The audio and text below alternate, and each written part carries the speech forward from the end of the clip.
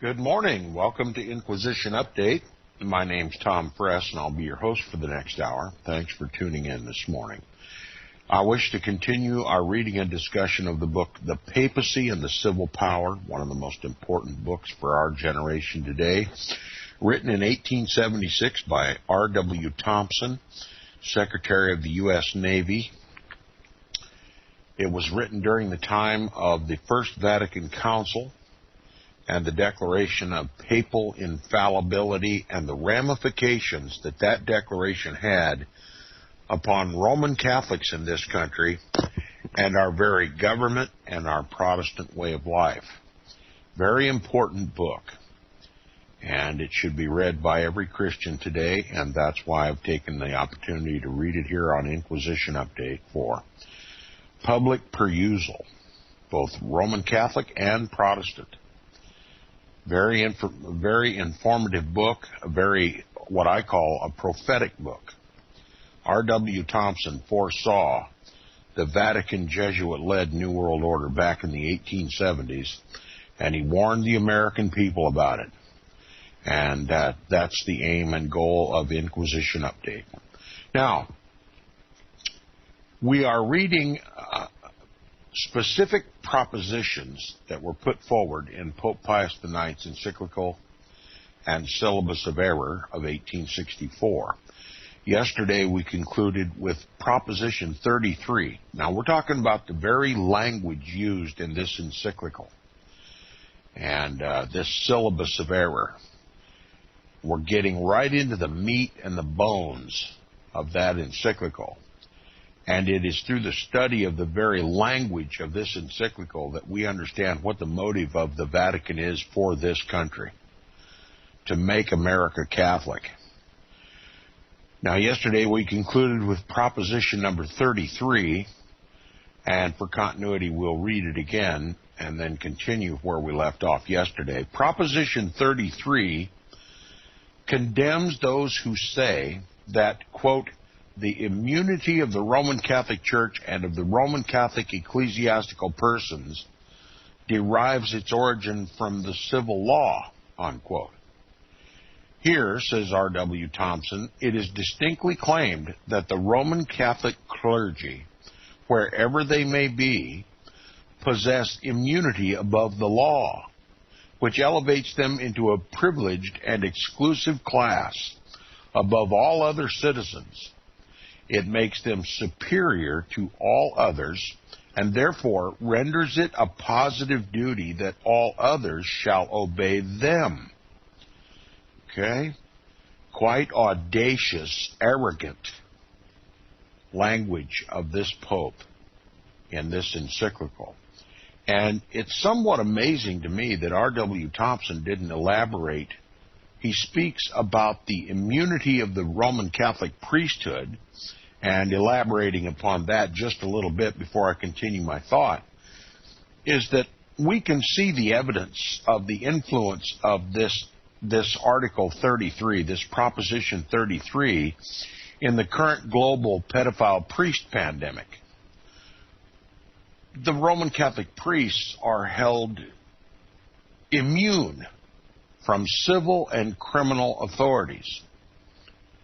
And their crimes, their unspeakable crimes against little boys and little girls, by the way, is held under the jurisdiction of the papacy, that the civil power has no authority to prosecute either civilly or criminally these pedophile priests. And we know this to be true. It's public information.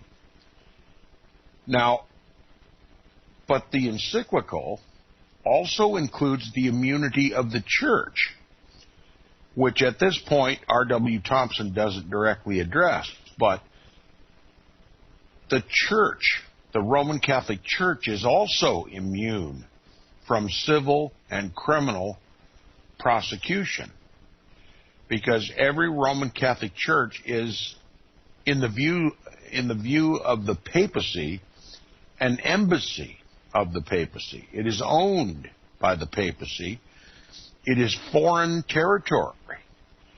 And the civil power of the United States literally has no jurisdiction on Roman Catholic Church property. A policeman cannot cross the threshold of a Roman Catholic Church without the permission of the bishop. So not only are the priests held immune from civil and criminal prosecution, but the Roman Catholic Church is as well. Now, continuing where we left off yesterday on the program, Proposition 31 of the same class condemns the principle that ecclesiastical courts, this is a quote, ecclesiastical courts for the temporal causes of the clergy, whether civil or criminal, ought by all means to be abolished, even without the concurrence and against the protest of the Holy See, unquote. This is equivalent to the direct assertion that the Roman Catholic clergy, for all civil and criminal acts, no matter how flagrant, now we're talking about the pedophile problem, should be tried by ecclesiastical courts alone and not by the civil courts where other people are tried. In other words, that they should try themselves, that the priests should try themselves in their own closed ecclesiastical courts. In other words, the fox gets to try the other foxes who are all watching the henhouse. There's no justice in this. Anyone who says that the priests or the church ought to be subject to the civil power is damned, according to the papacy. He says, in other words, they should try themselves. This principle, so diametrically opposed to our political institutions, is well understood by the priesthood and all the initiated followers in this country. The hierarchy of the Roman Catholic Church know that they are immune to any trial for any civil or criminal charge. That they're hands off by the government. And that if they are ever charged with a crime, it will be heard in an ecclesiastical court, where it is a courtroom set up to try priests, a Vatican-established court. And it just amazes me, the injustice that is rampant all over the world by this priest pedophilia, that the world doesn't try to ask the question, well, why is there so much injustice in the way the world handles these priests? Here it is, right here, in R.W. Thompson's book. Proposition 31 of the Syllabus of Error of Pope Pius IX.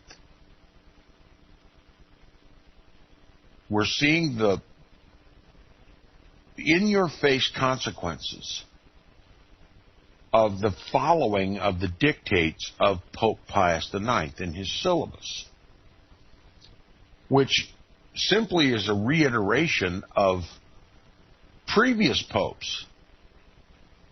This assertion that the priests of the Roman Catholic Church got their primacy from Christ, that they are infallible, and that they are lords of the spiritual realm, and that the civil realm is beneath them, and they should never have to answer to the civil realm, the civil power. To bring a Roman Catholic priest to trial would be like a civil court or a criminal court in this country attempting to bring Christ to trial for accusations of crimes. That's how they view themselves. The hierarchy of the Roman Catholic Church knows this. The laity of the Roman Catholic Church are held in ignorance. Now, he continues, the New York Tablet, one of the most prominent organs, says, now this was a matter of great debate in this country, and here we have a major periodical dealing with the subject. It says, quote, we do not acknowledge that in a state in which the proper relations between church and state exist, the clergy are amenable for their conduct to the civil courts or come under their jurisdiction. If guilty of offenses or crimes punishable by the civil courts, they can be tried and punished not in the civil courts, but in the ecclesiastical courts, unquote. And this was from the New York Tablet, dated April 8, 1871.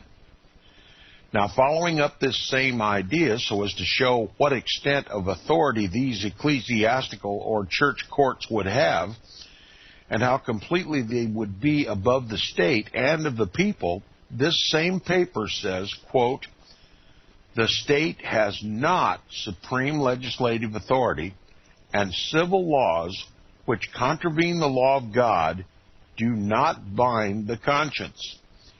And whether they do or not contravene that law, the church, not the state or its courts, is the supreme judge, unquote.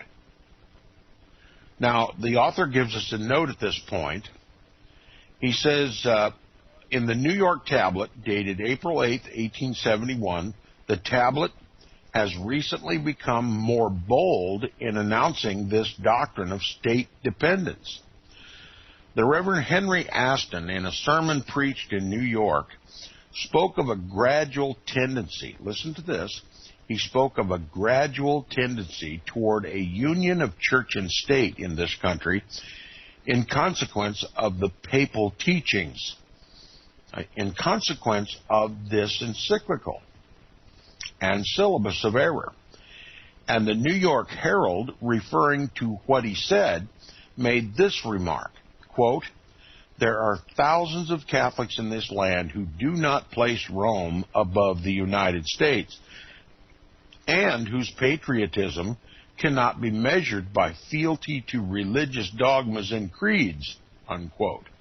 And that was an argumentative statement made in the Herald of November 4th, 1872, to which the Tablet replied, and here's what the Tablet said, quote, the Herald is behind the times and appears not yet to have learned that the quote-unquote thousands of Catholics it speaks of are simply no Catholics at all, if it does not misrepresent them. Gallicanism is a heresy, and he who denies the papal supremacy in the government of the universal church is as far from being a Catholic as he is who denies the incarnation or the real presence. The church is more than the country, and fealty to the creed God teaches and enjoins through her is more than patriotism. We must obey God rather than man, unquote. And referring then to the question raised by Mr. Aston, it says, quote, for ourselves, we answer no such questions, for our church is God's church and not accountable either to state or country, unquote. Again, from the New York Tablet, November 16th, 1872. And it says, the Tablet and the Herald have continued this controversy until the former, unable otherwise to extricate itself, has been compelled to insist that the basis of its whole argument is the fact that the power of the Roman Catholic Church over temporals is derived from the divine law.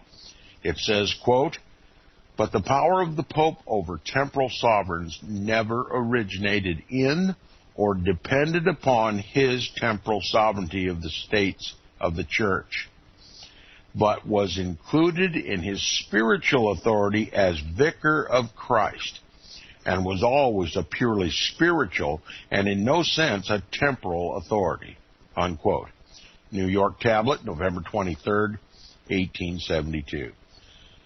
So this immunity all derives from the spiritual power of the Pope, which was conferred upon the first Pope, says the Roman Catholic Church, in Peter, the Apostle. and it is a lie. But what I want my readers to understand is that during the 1800s, there was much debate in this country about the Roman Catholic Church taking over the government. That by divine right, the Pope has the authority to control the state, to control the federal government of this country. And that to be a proper government, this government should accept that authority of the Pope over its laws and over its dominions and over its jurisdiction. And that any law of the Constitution, any law of the land, whether it be federal law or state law, that usurps the authority or in any way touches the Roman Catholic Church should be overthrown, should be overturned. And even to the degree that Roman Catholics were placed under a threat of excommunication if they did not rebel against this government. That the state government of this country should recognize in whole, in total, the Roman Catholic Church, that it should establish the Roman Catholic Church as the official religion of this country, make America Catholic, and subject all of its citizens to Roman Catholic canon law. And that they call patriotism. That's what they call true patriotism. When a knowledgeable adept of the Roman Catholic Church, one of its hierarchy, speaks of patriotism, this is what they mean. That they are loyal to their sovereign, that is the Pope. And that true patriotism, true American patriotism, is complete subservience to the papacy. And now, if you've done any research into the Patriot Act, if you've looked it up on Google, and if you've seen any of the tenets of the Patriot Act, you'll recognize exactly what the word patriot means in its title. Subjection to the higher spiritual authority of the papacy and the destruction of Protestant rights. They called it the Patriot Act, but it's not patriotic to the country or the Constitution. It's patriotic to the papacy. If you want to do any of your own research, I highly recommend that you do.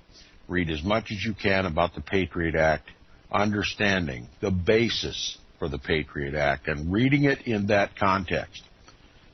How can we consider ourselves patriots when we give up our rights for a false security? It was all a pretense to get us to lay down our Protestant rights and to subject ourselves voluntarily to papal authority and Roman Catholic canon law. It's a backdoor overthrow of our government. That's what it is. Now, continuing with the book, it says, thus the state would become in every sense subordinated to the Roman Catholic Church, and every one of its laws which the Pope should, either by himself or through his hierarchy, decide to be contrary to the law of God, would fall, because not binding on the conscience. And thus the law making all citizens equal, that giving freedom of religious belief to all, that which authorizes every man to embrace what religious belief his own conscience shall approve, that which tolerates different churches, that which separates the state from the church, that which secures free thought, free speech, and free press, in fine, all the great Protestant principles which lie at the very basis of our government would be destroyed, because not binding upon the Roman Catholic conscience. The Pope understands this. All the Roman Catholic hierarchy in the United States understand it. And it is quite time that our Protestant people were beginning to realize the necessity of resisting such arrogant and audacious pretensions. That's right, the Protestants of this land maybe once had become aware during the 1800s, but I assert that the vast majority of Protestants today never think at all about the threat that Roman Catholicism poses.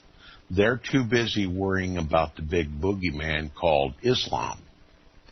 And don't you know that ghost has been created to draw attention away from the Catholicization of our government?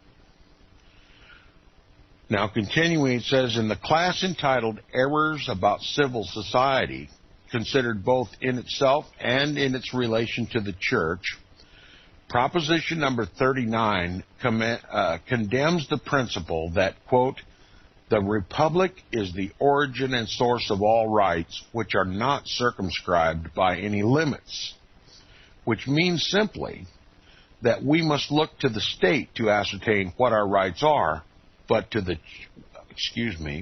we must not look to the state to ascertain what our rights are, but to the Church and to the Pope. Proposition number 42 in the same class condemns that theory of government which provides that, quote, in the case of conflicting laws between the two powers, that is, church and state, the civil law ought to prevail, which means neither more nor less than this, that the laws prescribed by the Pope and his hierarchy shall override the laws of the United States and all the states, that whenever they are in conflict, the latter shall give way, and that the Pope shall become the law-making power of this country and govern it and all its citizens just as he pleases. Proposition number 45 of the same class condemns that principle of government which provides that, quote, the Church ought to be separated from the state and the state from the Church. This proposition constitutes one of the leading features of our government, one of its most boasted characteristics. To denounce it is to denounce that government. The Pope does denounce it, not only here, but by necessary implication, but in many other places, directly and immediately. He requires his Roman Catholic hierarchy to denounce it, and they obey him. He and they would have the Church and the state united, the Church governing the state. And thus they would put an end to our government, which would be held to be the object of every man, priest, and layman who advocates the doctrines of this extraordinary document. In the class entitled Errors Concerning Natural and Christian Ethics, Proposition number 43 condemns the principle that, quote, it is allowable to refuse obedience to legitimate princes, nay more, to rise in insurrection against them, unquote. Our Declaration of Independence asserts this right of resistance to unjust princes, and but for the maintenance of it, we should have had a monarchical government in this country instead of a popular one. Here, then, the principle asserted by our fathers is repudiated and condemned by the Pope, and it would follow, if his teaching should prevail, that as our revolution was against God's law, therefore all the rights we have acquired by it are void, and it would be his duty, if he can, to remit us back again to our original state of dependence and compel us to admit the divine right of kings to govern all of mankind and of the Pope to govern the kings. And that was just the most concise description I've ever read about the Pope's New World Order. It's simply the restoration of the old. We just cited Proposition number 63 in the Syllabus of Error, where the Pope condemns the justification of revolution. The implication is that the Revolutionary War was unjust. It was rebellion. And that the form of government that sprang from that rebellion here in the United States is also rebellion, and that the popular form of government of the United States, the Republican form of government, should be restored to a kingdom, the divine right of kings. that the people don't have any authority to elect their own rulers, that God, through the Pope, elects the rulers and puts them in place, and they rule by divine right. It's just a sweeping condemnation of our entire form of government. Proposition 63. Now we're going to continue in the class of errors entitled Errors Regarding the Civil Power of the Sovereign Pontiff. Proposition number 76 condemns the principle which asserts that, quote, the abolition of the temporal power of which the apostolic see is and was possessed, remember, the Pope was dispossessed of this temporal power during the French Revolution and during the Protestant Reformation. That's why the author uses the word was in brackets here. He says the absolution of the temporal power of which the apostolic see is or was possessed would contribute to the greatest degree to the liberty and prosperity of the church, unquote. The possession of the temporal power by the Pope made him a king. Therefore, this is the same as to say that it is necessary for the Roman Catholic religion that the church should have a king. And as all the world should be governed by it in order to fulfill the divine command, hence all the world should be governed by a king. This makes the church a monarchy at Rome. And if it is necessary that it should be a monarchy at Rome, it must of necessity be so elsewhere, both in Europe and in the United States. All Roman Catholics insist that what the church is at one place, it is at all other places, that it has perfect unity.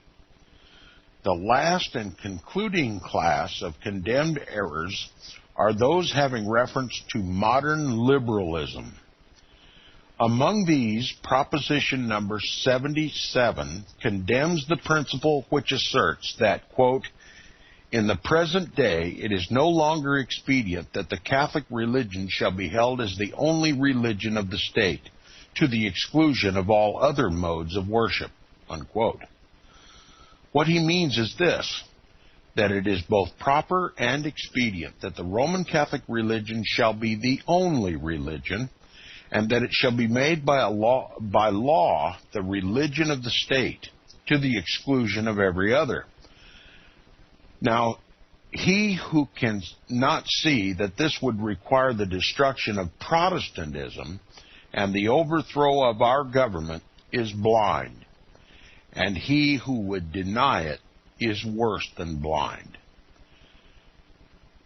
I would just add that this is a wholesale condemnation of those who do not recognize that the encyclical and syllabus of error was a direct attack on Protestantism. This syllabus of error by Pope Pius IX was an instrument of the Jesuits. It was a strategic part of the Counter-Reformation, a global condemnation of Protestantism. And as we've discovered early on in this book, the Bible was a target of the Counter-Reformation, that only the priest should have control of the Bible and control its printing and distribution and reading, and most importantly, the teaching associated with the Bible. Also, that Protestantism must be destroyed. Now, anyone who has read the Jesuit Oath understands that that is the primary goal of the Jesuit order, the destruction of Protestantism and the Bible that brought it forth. Now, we're going to continue. Proposition number 78 of the same class condemns this principle of toleration, which follows the recognition of other religions besides the Roman Catholic. Quote, whence it has been wisely provided by law in some countries called Catholic, that persons coming to reside therein shall enjoy the public exercise of their own religion, unquote. This is all religious toleration stigmatized as an error, as against the divine command, and as inconsistent with the interests of the Roman Catholic Church. By this teaching, the Pope requires that those Protestants who go to Roman Catholic countries shall not be permitted to exercise their religion publicly. What a fitting response this is to the constant cry against Protestant intolerance in this country, made by those who are obliged to believe that religious toleration is offensive to God. The last proposition, Proposition 80, is the summing up of the whole, the final conclusion of the papal mind. It is a general and wholesale denunciation of all the progress and liberalism of the age, and shows conclusively that the Pope would, if he had the power, turn the world back into the Egyptian darkness of the medieval times. Okay? R.W. Thompson makes it clear. The Pope makes it clear in Article 80 that if he had the power, he would restore the old world order. And it says, he condemns the principle which asserts that, quote, the Roman pontiff can and ought to reconcile himself to and agree with progress, liberalism, and civilization as lately introduced. And we can interpret the word lately introduced as being the Protestant Reformation. And the modernism and liberalism, as the Pope describes it, that came out of the Protestant Reformation. The papacy condemns this notion that it should conform to the modern times or the post-Protestant Reformation times. Thus, the avowal is emphatic that the infallible Pope must not become reconciled to or agree with any of these things. Standing alone in the world as God's representative, he plants his feet upon them all. As the sovereign Lord of the universe, he repudiates, denounces, and scorns them. The world must not go forward, but backward toward the quote-unquote holy empire which his predecessors struggled so hard to erect, in which he would make himself the source of all authority and plunge all mankind into the degradation of ignorance and superstition. It must be observed that the Pope is stating all these condemned propositions as, quote, the principal errors, unquote, which he designs to stigmatize. All of them are heretical and must be so accepted by the faithful at the peril of their souls. Will they be so accepted is the question which comes up in all intelligent minds. Thousands of Roman Catholics in Europe have rejected them already, and thousands more will do so.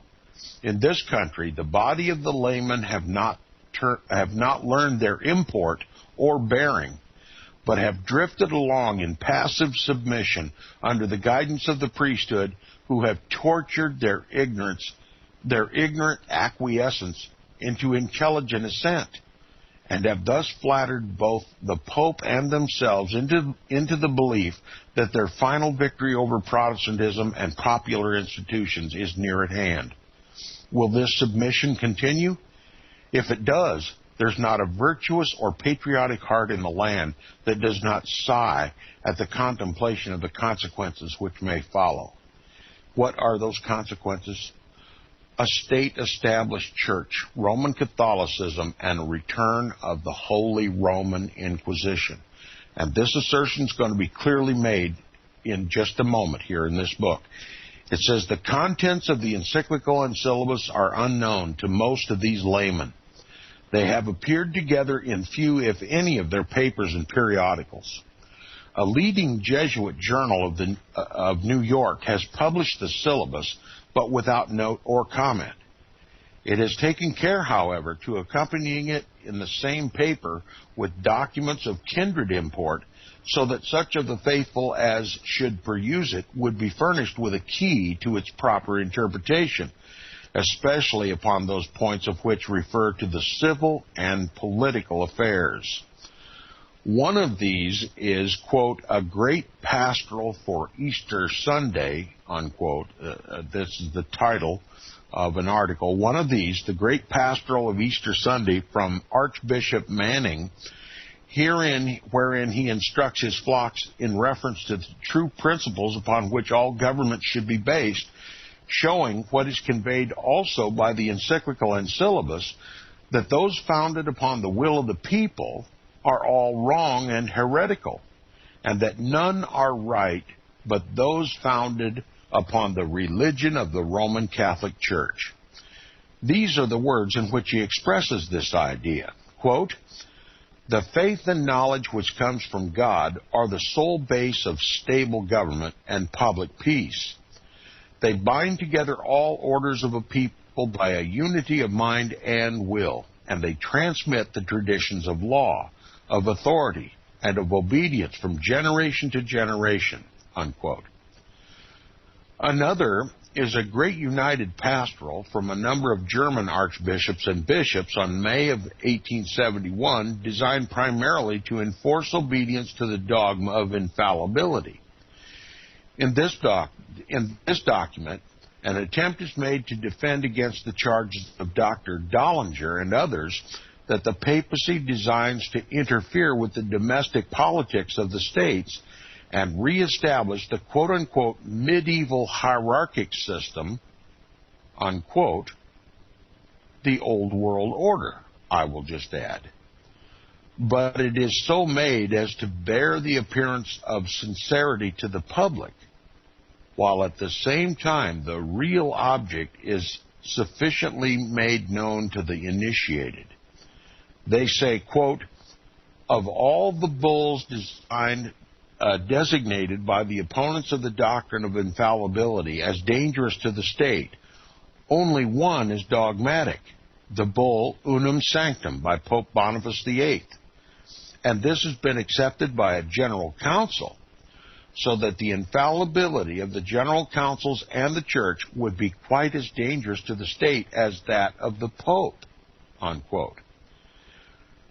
Pope Boniface VIII strained the authority of the papacy to a higher pitch than any of his predecessors. He was not only one of the most ambitious, but one of the most execrable and infamous popes, having been charged by the authority of the powerful sovereign Philip the Fair of France with, quote, denying the immortality of the soul, unquote, and, quote, the presence of Jesus Christ in the Eucharist, and calling the host a piece of bread to which he paid no respect, and maintaining that the Pope, being infallible, could commit incest, robberies, and murders without being criminal, and that it was heresy even to accuse him of having sinned, and that he openly proclaimed fornication to be one of the most beautiful laws of nature, and that he lived in concubinage with his two nieces and had several children by both of them. John Villani copied and preserved from authentic documents some of his axioms, among which are the following, quote, men have souls like those of beasts. The one are as much immortal as the other. And this one, the gospel teaches more falsehoods than truths. The delivery of the Virgin is absurd. The incarnation of the Son of God, ridiculous. The dogma of transubstantiation is a folly. The sums of money which the fable of Christ has produced the priests are incalculable. Religions are created by the ambitious to deceive men. Ecclesiastics must speak like the people, but they have not the same belief. It is no greater sin to abandon oneself to pleasure with a young girl or a young boy than to rub one's hands together. We must sell in the church all that the simple wish to buy. Close quotes. This pope was, of course, infallible by virtue of the decision of the Council of Trent, which teaches that, quote, However wicked and flagitious, it is certain that they still belong to the church, and of this the faithful are frequently to be reminded, in order to be convinced that were even the lives of our ministers debased by crimes, they are still within her pale, and therefore lose no part of their power with which her ministry invests them." Unquote. And being capable of committing any error in matters concerning the powers of the papacy and the welfare of the church, being in these respects the vice-regent of God, though as a man he was utterly debased, his bull, unum sanctum, was an act of infallibility. And therefore these German bishops solemnly announce in this pastoral that it has been accepted by a general council, that it has consequently become dogmatic and is now a part of the religious faith of the Roman Catholic Church, which all of its members are bound to entertain and which only heretics deny. They do not publish the bull, for it would contradict in flat terms what had just preceded the reference to it in the pastoral, and thus startle the public mind.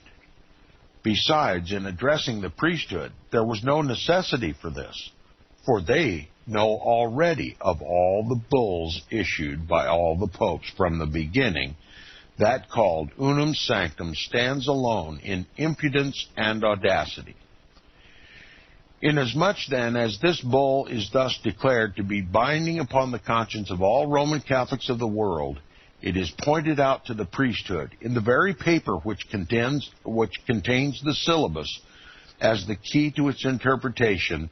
Its content should be generally understood so that the public judgment may be correctly formed. This is what it says. Quote, "Either sword is in the power of the church, that is to say, the spiritual and the material. The former is to be used by the church, but the latter for the church. The one in the hand of the priest, the other in the hands of the kings and soldiers, but at the will and the pleasure of the priest. It is right that the temporal sword and authority be subject to the spiritual power. Moreover, we declare, say, define, and pronounce that every human being should be subject to the Roman pontiff, to be an article of necessary faith." Unquote. With this distinct explanation of the political religious faith promulgated by the infallible popes and sanctioned by a general council before us, we can fully understand the encyclical and syllabus of Pope Pius IX, and should be at no loss to tell what Archbishop Manning meant when he said, quote, "The hated syllabus will have its justification and would have saved society." Let me just ask my listeners, what is the implication of what Archbishop Manning said? Let me read it again. The hated syllabus will have its justification and would have saved society. The direct implication is that if the world rebels against the syllabus of error and maintains its republican forms of government and maintains its position of stripping the Pope of its temporal power, society will be destroyed. It's an ultimatum. But let me tell you, if the syllabus is followed, and the United States and all the governments of the world conform to the papal form of government, and this becomes a global Holy Roman Empire, God's people will be destroyed. And now the author is going to make this clear. Its justification will be found in the complete wreck of all the Protestant and non-Catholic nations, whose people are to be saved from themselves by being made the degraded and miserable subjects of the papacy. And then, when the Jesuit shout of gratified revenge shall go up from Rome, and the debris of shattered popular government shall be lying all around, the temporal sword will be drawn at the will and the pleasure of the priest, and he who shall dare to question that all this is the will of God will be racked in every limb by the tortures of the Inquisition, or consumed by its re-enkindled flames. Unquote. R.W. Thompson, in the most clear language that he ever uses in this book, has just declared and warned the American people, should this country allow its government to become papal, there's an Inquisition lying in wait. Once again, the innocent blood of God's people will be shed all over this land.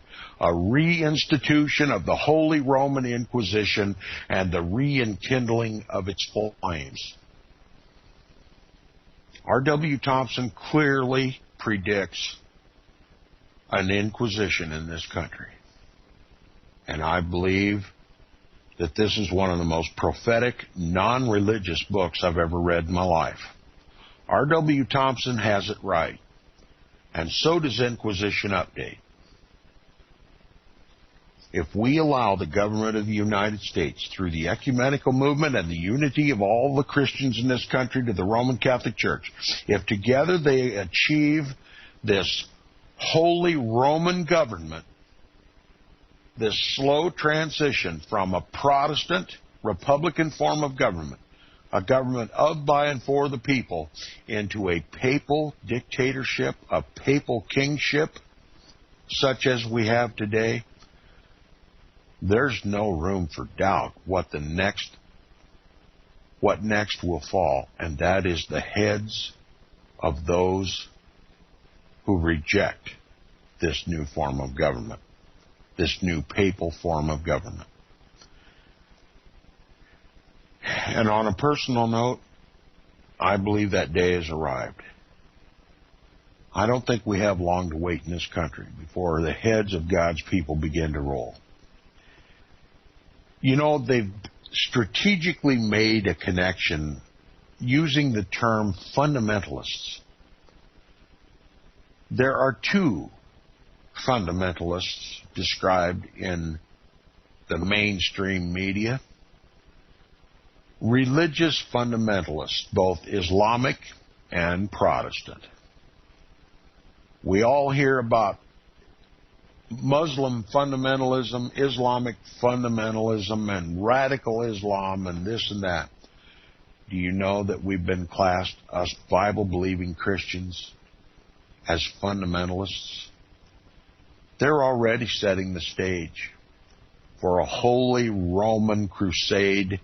Once the Muslims have been destroyed, once the radical fundamentalist Islamists have been destroyed, to turn those same weapons against those who will not compromise the gospel, those who are regarded as fundamentalists all across this country. They've simply used one word to describe us both, and one could not be any different. One could not be more different from the other. They've already set the stage for the Inquisition that's going to happen in this country. Now we're going to continue with chapter 8 of the book. The author's going to speak about the infallibility before the late decree, speaking of papal infallibility at the First Vatican Council. We're going to speak about the Pope's temporal power being not divinely originated. And we're going to speak about the Italian people who had rebelled against the papacy and the government of the Papal States. We're going to talk about Jesuitism and the mutilation of books at Rome, the union of church and state by Constantine. We're going to talk about the very foundations of this synagogue of Satan called Roman Catholic. We'll continue with chapter 8 of the book, The Papacy and the Civil Power by R.W. Thompson, on the broadcast when we return next week. Thanks for listening.